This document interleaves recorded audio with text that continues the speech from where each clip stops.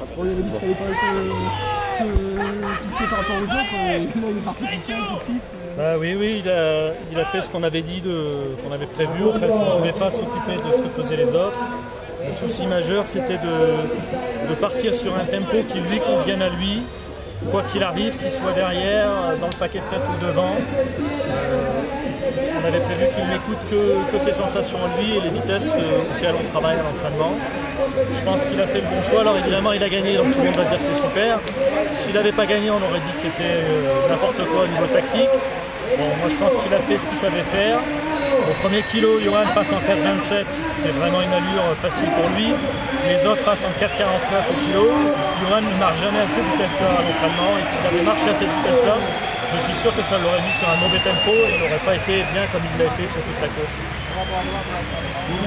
Alors ce qui est au-delà de la performance exceptionnelle qu'il fait, c'est la qualité du travail, pas tellement dans le physique, mais tout ce qu'il a pu faire dans la préparation mentale, sur se poser les bonnes questions, travailler sur les faiblesses. Il y a eu un énorme travail.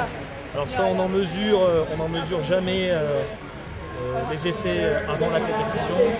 Là aujourd'hui, il a montré qu'il pouvait effectivement à certains moments être défaillant, et il a aussi des ressources mentales exceptionnelles, parce que non seulement c'était pas évident pour lui de gagner, mais c'était encore moins de le faire de la manière dont il l'a fait. Il est parti seul, il a porté toute la course sur les épaules et à aucun moment il a lutté. Ça c'est vraiment super. Il avait été marqué à sa question avec Berlotte? Bien sûr, des échecs ça marque toujours. Bon, évidemment, on cherche toujours ce qui n'a pas fonctionné. Donc, l'an dernier, plein de gens ont dit voilà, sa structure est un peu trop compliquée, il y a son monde derrière. Johan, c'est un garçon, il a besoin de beaucoup de sécurité autour de lui.